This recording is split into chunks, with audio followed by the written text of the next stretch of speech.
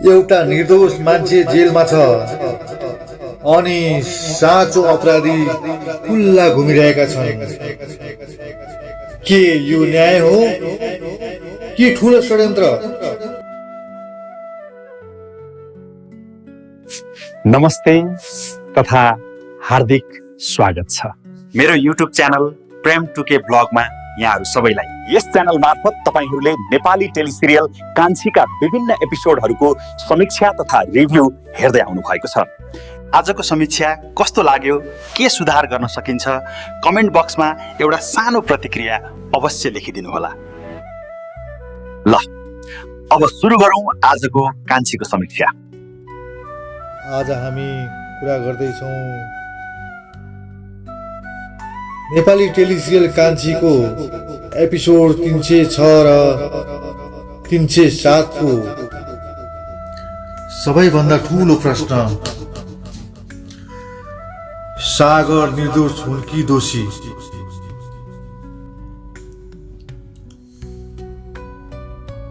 हामीले एपिसोडमा देख्यौं कान्छीको सङ्घर्ष, एउटा आमाको पीडा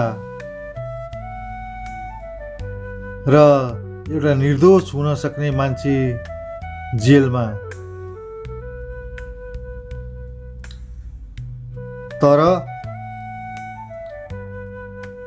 के हामीले देखेको कुरा नै सत्य हो?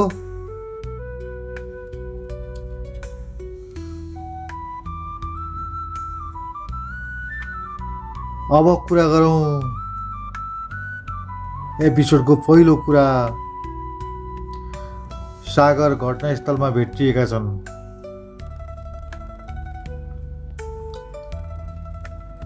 दोस्रो कुरा, बच्चीको बुबाको आरोप। तर वास्तविक अपराधी अझै बाहिर छन्,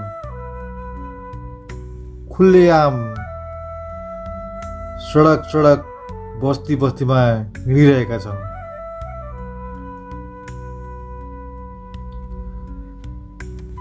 यदि सागर दोषी होइनन् भने त्यो अपराधी को हो त?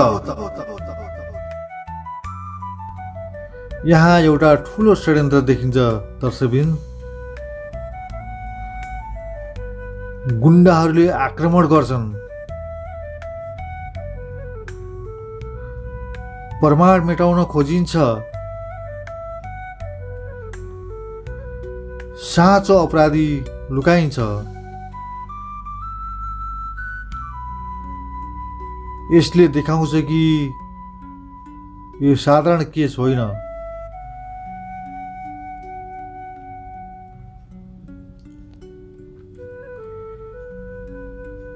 कान्छीको हालत हेर्नुहोस्। उनी एकातिर श्रीमान बचाउन चाहन्छन् भने अर्कोतिर समाजको आरोप सहनु परेको छ र ती निर्दोष नाबालिका जुन बलात्कारपछि हत्या भयो, उनीको अपराध गर्ने अपराधीहरूलाई कानुनी कठाघरमा ल्याएर उनीहरूलाई ठुलो सजाय दिन चाहन्छन्। यो केवल कथा मात्र होइन दर्शकबिन, हाम्रो समाजमा यस्तै किसिमका यथार्थहरू पनि देखिन्छ।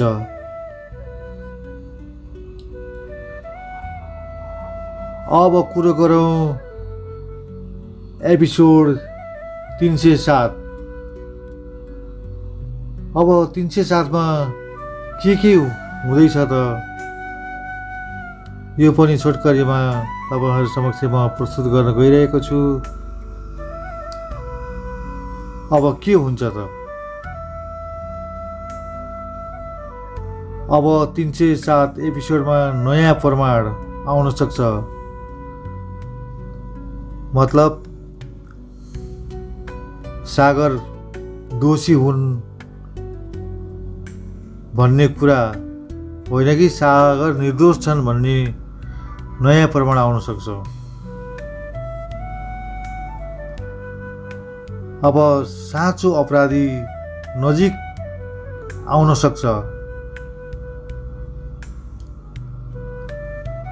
अदालतमा ठुलो ट्विस्ट आउन सक्छ।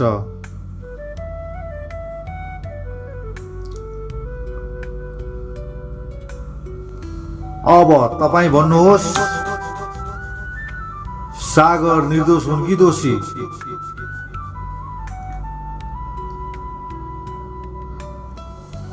कमेन्टमा आफ्नो विचार लेख्न नबिर्सिनुहोला र हाम्रो च्यानल प्रेम टुके ब्लगलाई माया गरेर एउटा सानो लाइक र च्यानललाई सब्सक्राइब गर्न नबिर्सिनुहोला।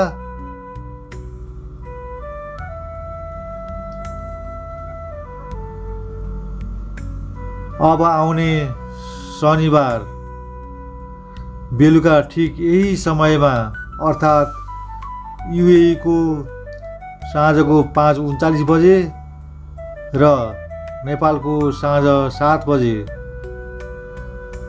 कान्छी एपिसोड 307 को फुल रिभ्यू हेर्न नबिर्सिनुहोला। सम्पूर्ण दिन शुभ होस्। जय नेपाल। धन्यवाद।